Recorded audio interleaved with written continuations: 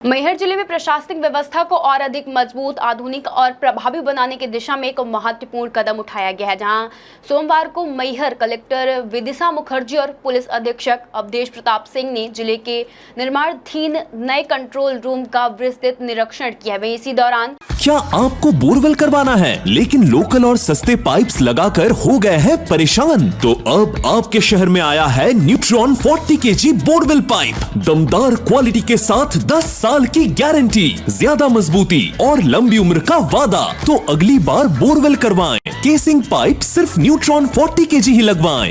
दोनों वरिष्ठ अधिकारियों ने निर्माण कार्य की प्रगति को बारीकी से देखा और संबंधित विभागों को स्पष्ट निर्देश दिए हैं कि कार्य की गति और तेज किया जाए, ताकि इस परियोजना का जल्द से जल्द पूरा कर आम जनता के उपयोग में लाया जा सके। वहीं निरीक्षण के दौरान कलेक्टर विदिशा मुखर्जी ने कहा है कि यह नया कंट्रोल रूम जिले की कानून व्यवस्था को मजबूत बनाने में महत्वपूर्ण भूमिका निभाएगा। साथ ही उन्होंने यह भी कहा है कि इससे न केवल पुलिसिंग व्यवस्था अधिक प्रभावी होगी, बल्कि आपातकालीन सेवाओं की निगरानी और प्रक्रियाएं प्रणाली को भी तेज किया जाएगा। वहीं कलेक्टर ने यह भी निर्देश दिए हैं कि निर्माण कार्य में गतिविधि गुणवत्ता से किसी भी तरह का समझौता नहीं किया जाएगा। साथ ही उन्होंने यह भी कहा है कि काम निर्धारित समय सीमा के भीतर पूरा किया जाए। वहीं पुलिस अधीक्षक अवधेश प्रताप सिंह ने कंट्रोल रूम में लगाए जा रहे तकनीकी उपकरणों की विस्तृत से समीक्षा की है। साथ ही उन्होंने अधिकारियों को निर्देश दिए हैं कि सभी अधीक्षक उपकरण जैसे सीसीटीवी कैमरा,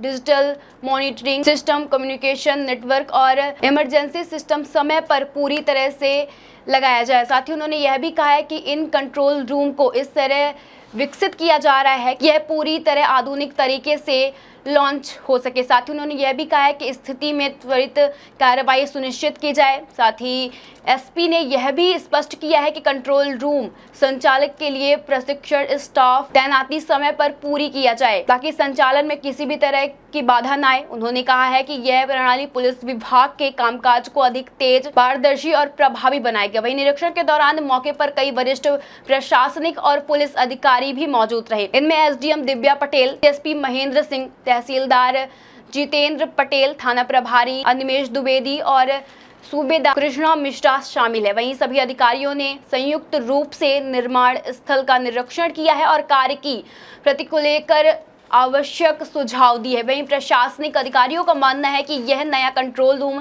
मैहर जिले के लिए एक महत्वपूर्ण उपलब्धि साबित होगा। वहीं इसके शुरू होने के बाद पूरे जिले की गतिविधियों की निगरानी एक ही स्थान पर की जाएगी। इससे ट्रैफिक व्यवस्था, कानून व्यवस्था और अपराध नियंत्रण में काफी सुधार आएगा। उन्होंने यह भी कहा है कि किसी भी घटना की सूचना मिलते ही तुरंत कार्रवाई करना संभव हो जाएगा। इससे समय की बचत होगी और व्यवस्था अधिक मजबूत होगी।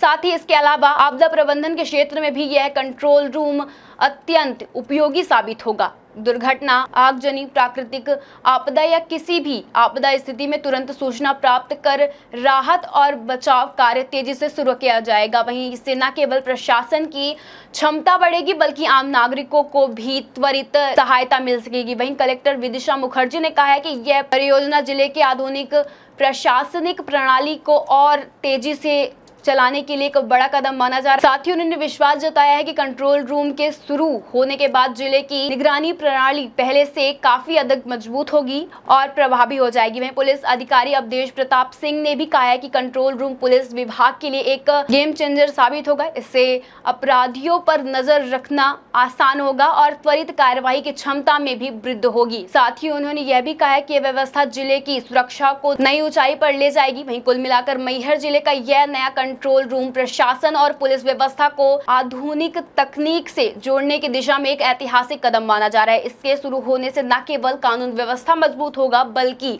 आम जनता की सुरक्षा और आपात सेवाओं की क्षमता में भी बड़ी सुधार देखने को मिलेगी। वहीं यह परियोजना आने वाले समय में जिले के विकास और सुशासन की एक मजबूत पहचान बनेगी। मैहर से प्रमीर गौतम की रिपोर्ट।